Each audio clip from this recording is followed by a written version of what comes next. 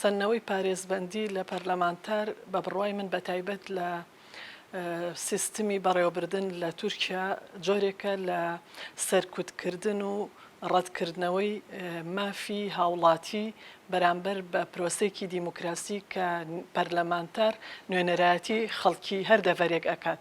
ئێستا ئەوەی کە ئەیبینین لە تورکیا لە چەند ساڵی ڕابردوو هەتا ئێستا ئەو زەبروزەنگی کە بەرامبەر کوردان ئەکرێت و ئەوەی کە بەرامبەر تێکۆشەران ئەکرێت کۆڵی بە تێکۆشەران نەداوە. لەبەر ئەوە ینی حکوومەتی تورکیا پێویستە بیر لەوە بکاتەوە ڕێگەچارەی ئاشتی بگرێتە بەر و بە گفتوگۆ و دانوستان ئەو گرفت و کێشانەی کە لەگەڵ گەلی کورد و لەگەڵ تەواوی نەتەوەکانی تورکیا هەیەی چارەسەری کات.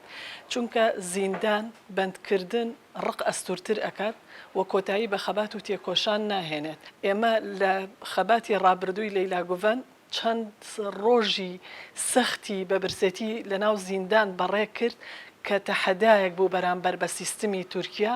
ئەمە بۆ خۆی زەنگێکە واتە نەمردن نەبرسێتی نەزیندان کۆڵ بە تێکۆشەران نادات. لەم لەیلا گوڤەن بۆ خۆی بە تایبەت کە ناوی ئەوە هێنم شانازێکی گەورەیە بۆ گەلی کوردووە بۆ تایبەت بۆ سەرانسەر ژنانی جیهان چکە لە ڕابردوودا لە چەند مانگی ڕابردوو ئەوەی سەلماند کە بە مەرگی خۆی تەحەدای ئەوەی ئەکرد کە ئەبێت پارێزبەندی لەسەر عەبدوڵڵا ئۆجەلان لا ببرێت ئەبێ کورد بە مافەڕەواکانی خۆی بگات لە چوارچێوەی سیستمی بەڕێوەبردن لە تورکیا.